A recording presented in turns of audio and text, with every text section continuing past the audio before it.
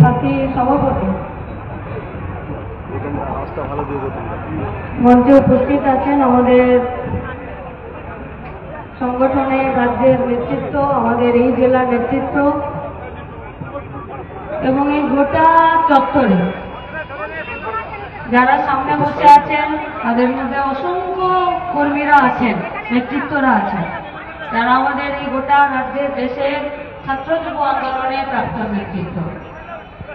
और जहाँ तक हम लोगों का आवाज जा रहा है,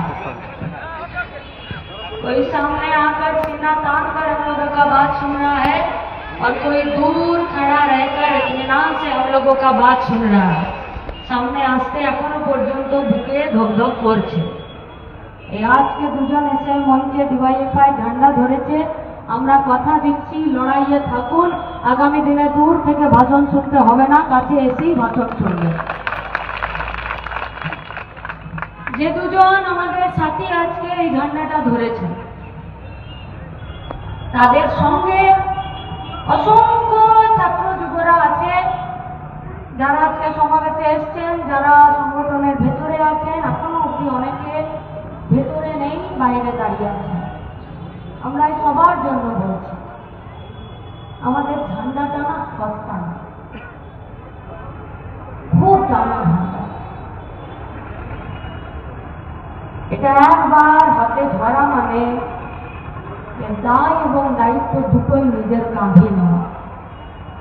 আর ডিওয়াইএফআই এর ঝান্ডা যখন হাতে ধরেছি, তখন মজদুরের মতন শেষ দিন অবধি এই ঝান্ডা কাঁধে আর হাতে ধরে রাখতে হবে। সেই সাহস আর সেই জেদটা নিজেদের মধ্যে रखते হবে। ये झंडा पकड़ना इतना आसान नहीं है। इस झंडा इतना भारी है कि आपका कंधा भी बैठ सकता है, तो आप भी बसे যেতে পারবেন। তাই যারা ঝান্ডা ধরছে, যারা ঝান্ডা প্রতিদিন ধরছে আর আজকে যারা ধরলেন, তাদের কাছে আমাদের একটাই আবেদন, এ অনেক গর্বের ঝান্ডা, এ অনেক অহংকারের ঝান্ডা, এ অনেক আত্মত্যাগের ঝান্ডা, এ অনেক স্বপ্নের ঝান্ডা। এর মর্যাদা যাতে কোথাও এক চুল না কমে, তার দায়িত্ব আমাদেরকে নিতে হবে। আজ 10ই মে আমাদের রাজ্য সম্মেলন হবে মুর্শিদাবাদে 21 থেকে 23 জুন। এর আগে 21 অক্টোবরে রায়গঞ্জে সম্মেলন হয়েছে, তার আগে ডানকুনিতে সম্মেলন হয়েছে, তার আগের সম্মেলনটা হয়েছিল মেদিনীপুরে। মেদিনীপুরের আমাদের এক comrade, local committee, unit committee, zonal কমিটির নেতা কমরেড গৌতম মিত্র। মেদিনীপুরের ঝাড়গ্রাম, অবিভক্ত মেদিনীপুরের কথা নিশ্চয়ই আপনারা শুনেছেন, জানেন যে পশ্চিমবঙ্গে মানুষের বিচারে নির্বাচিত হওয়া একটি গণতান্ত্রিক বামপন্থী সরকারকে ফেলে দেওয়ার জন্য পুরুলিয়ায় অস্ত্রবর্ষণ থেকে শুরু করে মান্যওয়ানের 2 জন বামপন্থী কর্মীকে পুড়িয়ে মারার থেকে শুরু করে গোটা মেদিনীপুর জুড়ে দিনে তৃণমূল আর রাতে মাওবাদী, আর আজকে যারা হনুমানপন্থী হয়েছে মানে বিজেপি হয়েছে, এরা সবাই মিলে একসাথে খুনে হত্যালীলা সেখানে শুরু করেছিল। সেরকমই একজন কমরেড ছিলেন কমরেড গৌতম মিত্র। এই যেমন আজকে আমি টুকাই মানে সুব্রজিৎ দাস এই জেলার সেক্রেটারি, কমরেড সুনীল মাহাতো আমাদের পুরুলিয়া জেলার নেতা, ধ্রুব আমরা যেমন রাজ্যের সেক্রেটারিয়েট মেম্বার, কমরেড গৌতম মিত্র আমাদের রাজ্যের সম্পাদক মন্ডলীর সদস্য। বাড়ির সামনে এরকমই মে মাসে আপাদ মস্তক তৃণমূল পিটিয়েছিল, হসপিটালে ভর্তি করা হলো। হসপিটাল বললো যে একে বাঁচানো মুশকিল আছে, একে কলকাতা নিয়ে যাও, এসএসকেএমে ভর্তি করা হলো। বাড়িতে স্ত্রী, সন্তান। এই আজকের দিনে 10ই মে কমরেড গৌতম মিত্র মারা গেলেন, মারে তৃণমূল। কেউ ধরা পড়েছে না, কেউ শাস্তি পেয়েছে না। কেন পেল না? कोई किसी को पीट कर खून कर देगा, कातिल कर देगा, लेकिन किसी को सजा नहीं मिलेगा ना, पावे ना सजा। কেন পাবে না? আজীবনও তো পায়নি কেউ সাজা। পেয়েছে? গোটা দক্ষিণ দিনাজপুর জুড়ে সারের কালোবাজারি চলে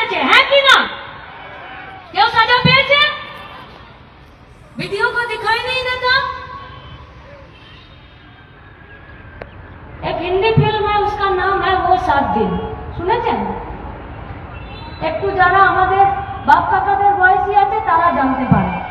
ও 7 दिन অনিল কাপুর का फिल्म था। এখন আমরা ও 7 दिन বলছি, এখানে যারা আমাদের বাপ কাকাদের বয়সী আছে তারা অনিল কাপুরের ফিল্ম বলছে।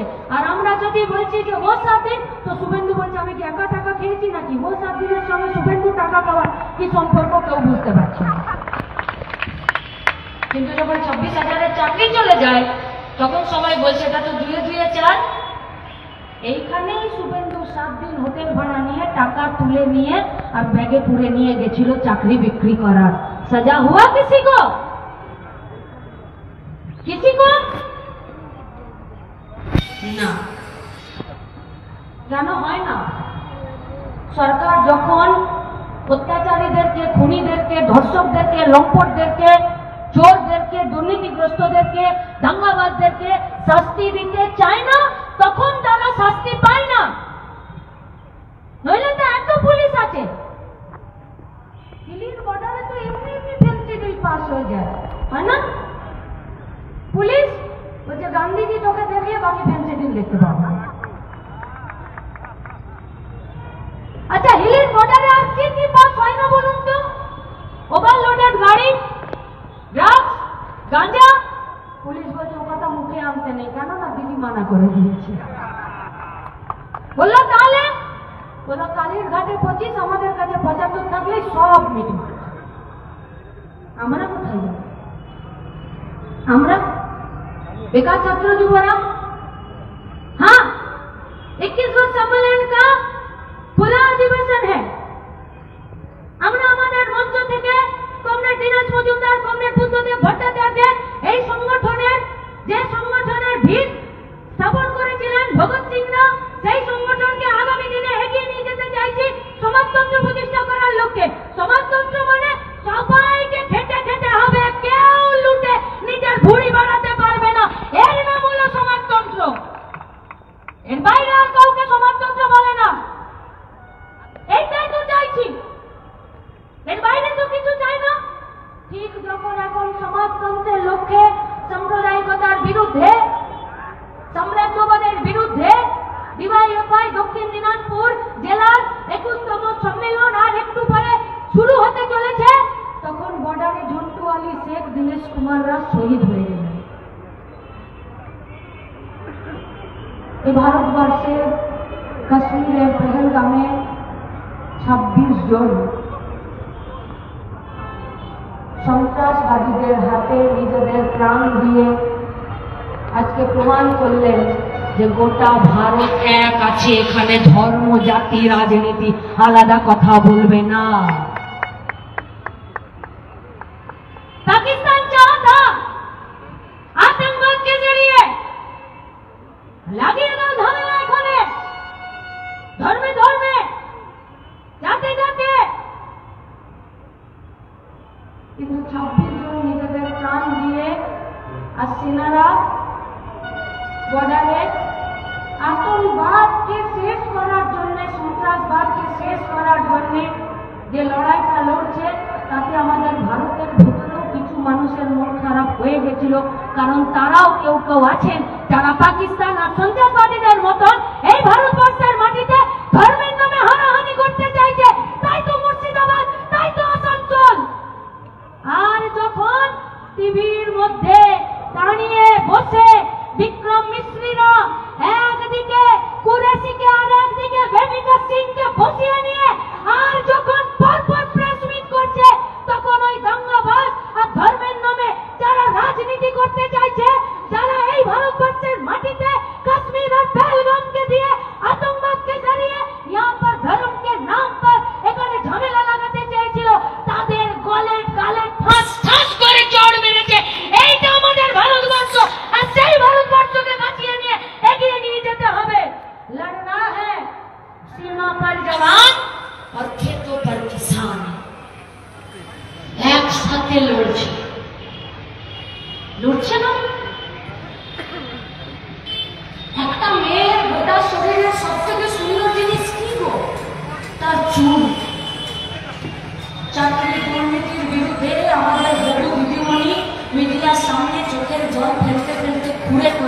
নিজের মাথার চুলটাকে ফেলে দিল। লড়াই নয়, নয় লড়াই। একটা সরকারি মেডিকেল কলেজের ভেতরে একজন কঠোরতা অন ডিউটি একজন ডাক্তার মেয়েকে রেপ করে খুন করে দিল, আর তাকে করে খুন করলো, রেপ করলো, এটা জানার জন্য যখন ডিওয়াইএফআই এসএফআই গাড়িটা আটকে দিল, এটা লড়াই নয়। পশ্চিমবঙ্গের ভেতরে আমাদের কারখানাগুলোকে বাঁচানোর লড়াই, আমাদের 100 দিনের কাজকে বাঁচানোর লড়াই, দুর্নীতিগ্রস্তদের বিরুদ্ধে লড়াই, দাঙ্গাবাজদের বিরুদ্ধে লড়াই, দুষ্কৃতী রাজের বিরুদ্ধে লড়াই, সেটা লড়াই নয়। দেশকে সেনারা सुरक्षित रखे, अपना जान को हथेली पर रखते हुए आतंकवाद के खिलाफ वो लोग लड़ रहा है। पूरा देश भर आज उन लोगों के साथ है। गोटा देशे साधारण मानुष एक करते होएगा जे जब बाद में देखा जाएगा प्रथमे आतंकवाद के शेष करो, आतंकवाद যদি জারি থাকে তাহলে রুটি রুজি লড়াই কি করে হবে? এটাই তো লড়াই। আর ভারতবর্ষ সুরক্ষিত তখনই থাকবে যখন ভেতরের অভ্যন্তরীণ সুরক্ষার গ্যারান্টি হবে। খাবার, পড়ার, কথা বলার, চাকরি পাবার, রোজগার করার, তার যে স্বাধীনতা, তার যে অধিকার, তার যে লড়াই, সেই লড়াইটাও তো বলেছে আমাদের এখানে ওরা 20,000টা শিল্পী, তার মেশিনগুলোতে ঝুল পড়ে গেছে, ঝুল। শহরে মাত্র 3,000 লোক আছে যারা বাপ ঠাকুরদাদের এই তাঁত শিল্পকে বাঁচানোর জন্য জান কবুল করে লড়াই করছে। সরকার কাহাं पर है? वो শুধু কয়লার বালির টাকা বলছে। ও নেই, নেই। কি হবে আমাদের এখানে? গোটা দক্ষিণ দিনাজপুরে একটা মেডিকেল কলেজ আছে, জানো নেই? सीधा ठोक कर बोलते हैं कि उन्नयনের বন্যা বইয়ে দিচ্ছি, 10,000 চুলকানি হলে পর্যন্ত রেফার করে দিচ্ছেন, আর এসএসকেএম ছুটতে হচ্ছে, নইলে কলকাতা, নইলে বর্ধমান, নইলে দুর্গাপুর চলে যেতে হচ্ছে হার্টের অপারেশন করার জন্য। আর এখানে বগল বাজিয়ে বলবেন যে আমি কৃষি বিপণনের আর ক্রেতা সুরক্ষার মন্ত্রী।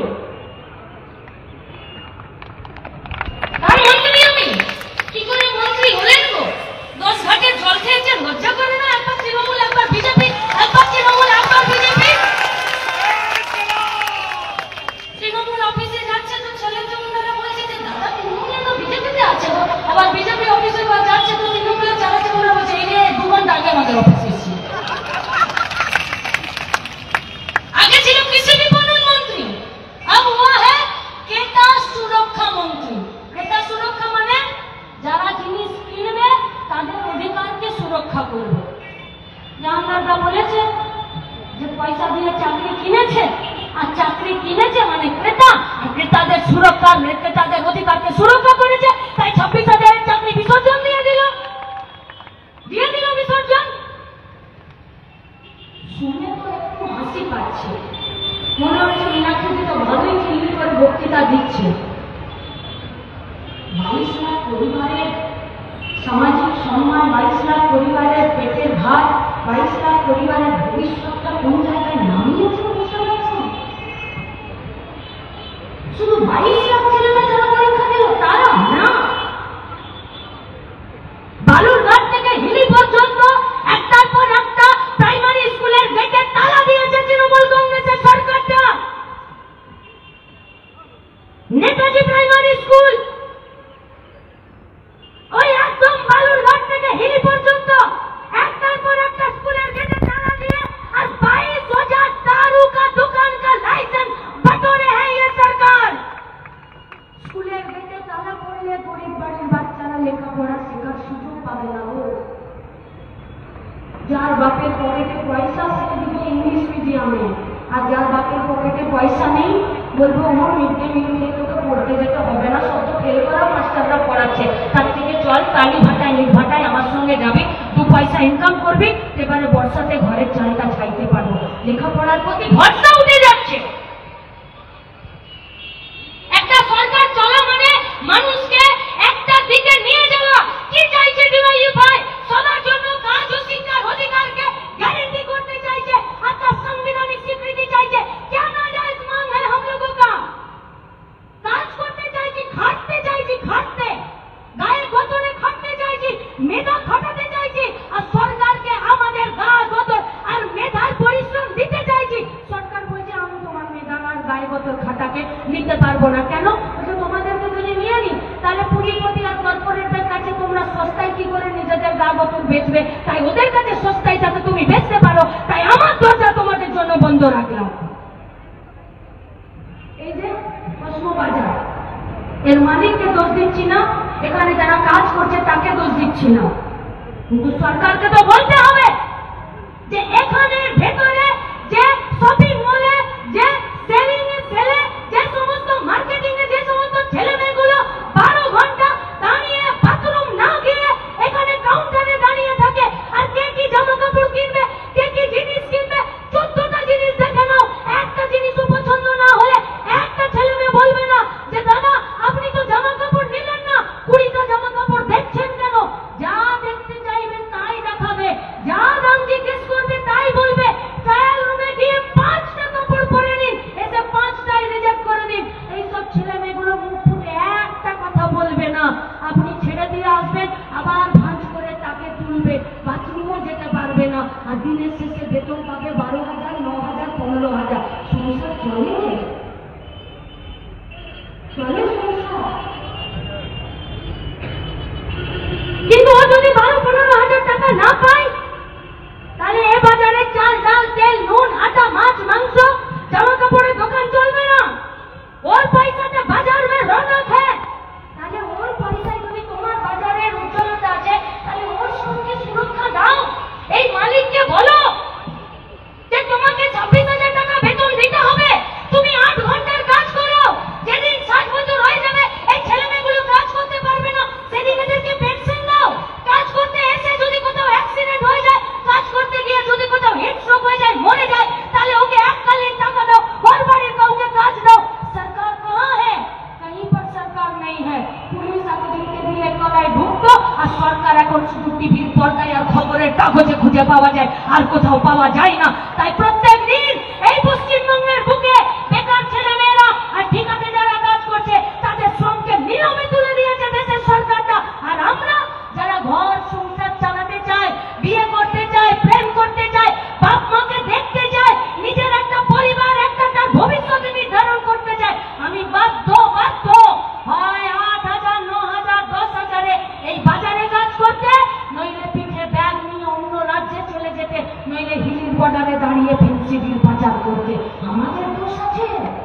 আমাদের দোষ নেই তো, নেই আমাদের দোষ।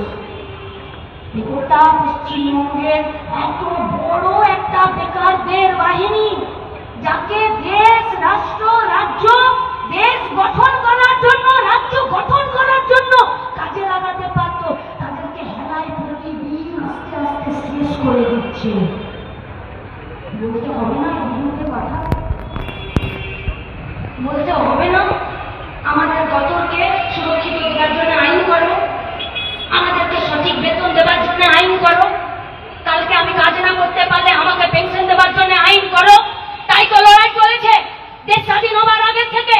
তাই তো এতগুলো শ্রমিকদের শ্রমকে সুরক্ষিত করার জন্য, মিনিমাম ওয়েজ ন্যূনতম বেতনের জন্য, পেনশনের জন্য, ছুটির জন্য, 8 ঘন্টা কাজের জন্য, তার জন্য তো আইন।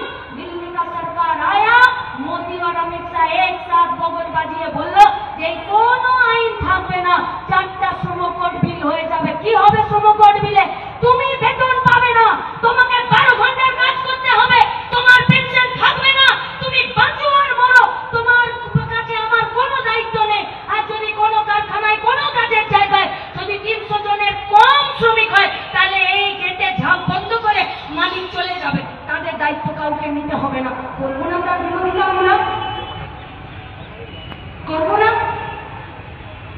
बोलो ना सरकार के जवाब नहीं मांगेंगे पॉलिटिकल पार्टियों से कि साधारण मानुषের ভোটে জিতে গেছো গো, যে গাড়িটাতে বসো তার পেট্রোলটা আমার পকেটে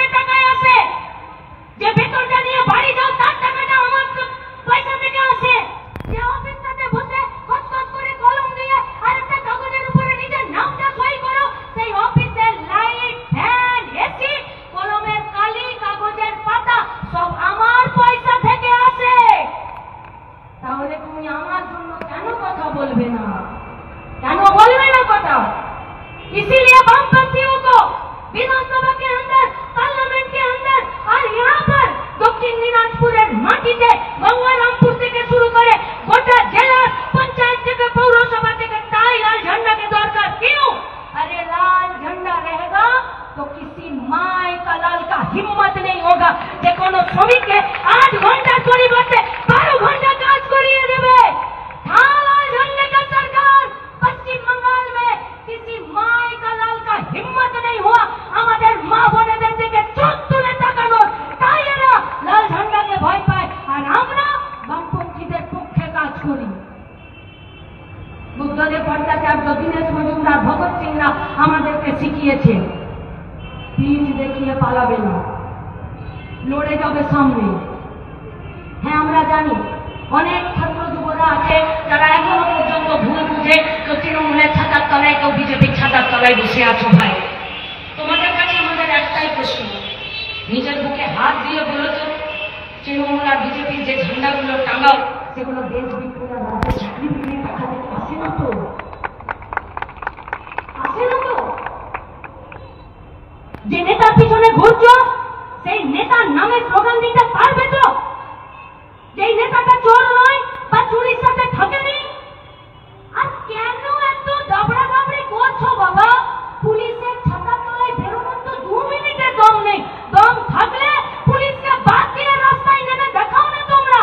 পঞ্চায়েতের ভোট থেকে শুরু করে লোকসভার ভোট আর এলাকার সাধারণ মানুষের লড়াইয়ের মুখে পিঠখানা পুই মাচা না বানিয়ে দিয়েছে পাবলিক, মেরে তো গ্যারেন্টি দিচ্ছি কেউ বাঁচাতে পারবে না তোমাদের।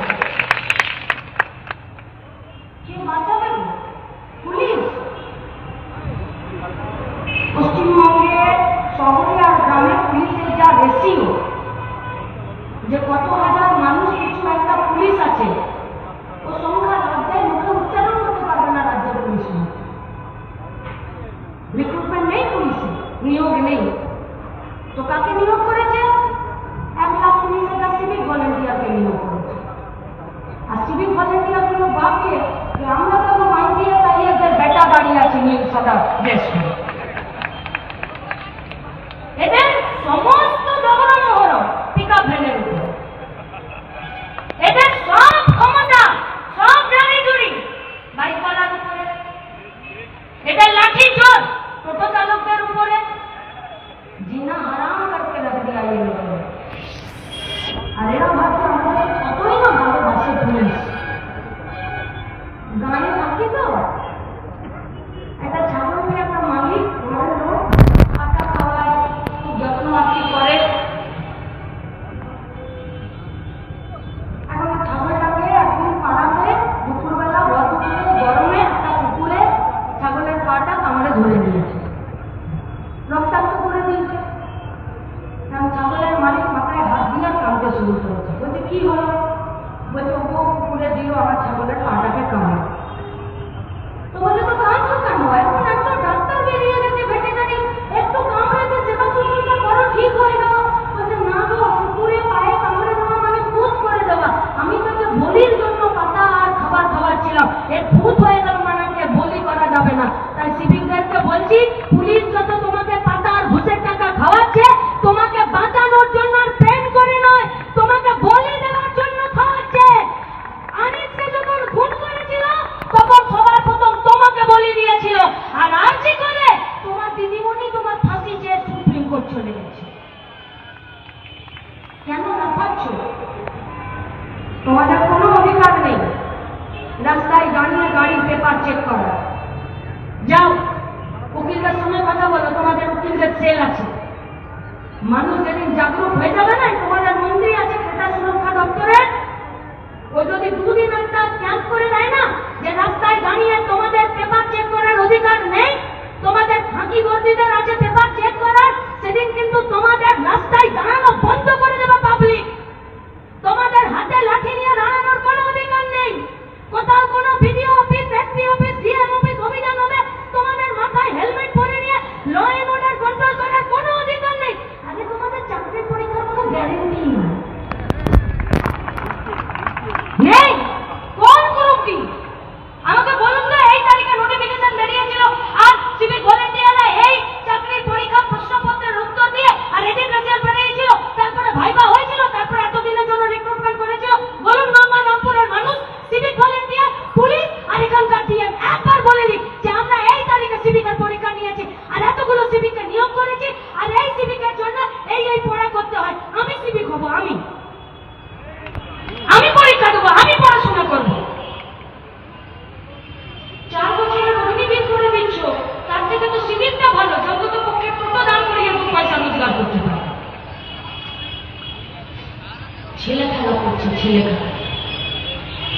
बेकार युवक युवती जीवन যন্ত্রণা নিয়ে ছেলে খেলা করছে।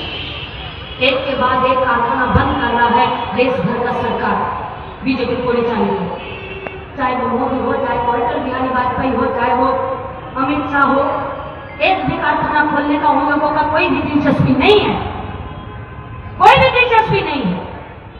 100 দিনের কাজকে বাঁচানোর জন্য তাদের কোনো ভূমিকা নেই, রেশনিং সিস্টেমকে বাঁচানোর জন্য কোনো ভূমিকা নেই। উল্টে ভূমিকা আছে রেলকে বেঁচে দেওয়ার জন্য, বিএসএনএল কে বেঁচে দেওয়ার জন্য, এলআইসি কে বেঁচে দেওয়ার জন্য, আমাদের এই ন্যাশনাল হাইওয়ে, রেলের ট্র্যাক, এই সব কিছুকে বেঁচে দেওয়ার জন্য। কোথায় যাবে এই পশ্চিমবঙ্গের বেকার ছেলেমেয়েরা, এই ভারতবর্ষের বেকার ছেলেমেয়েরা? সেনাদের রিক্রুটমেন্ট নেই, 4 বছরের অগ্নিবীরে রিক্রুটমেন্ট করেছে, 4 বছর পরে রিটায়ারমেন্ট দিয়ে দেবে।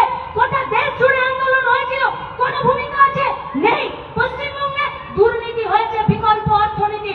দুর্নীতি যদি করতে চাও 2 পয়সা ইনকাম হবে, সৎ পথে থাকো, তোমার পেট ভরার পর্যন্ত জোগান হবে না।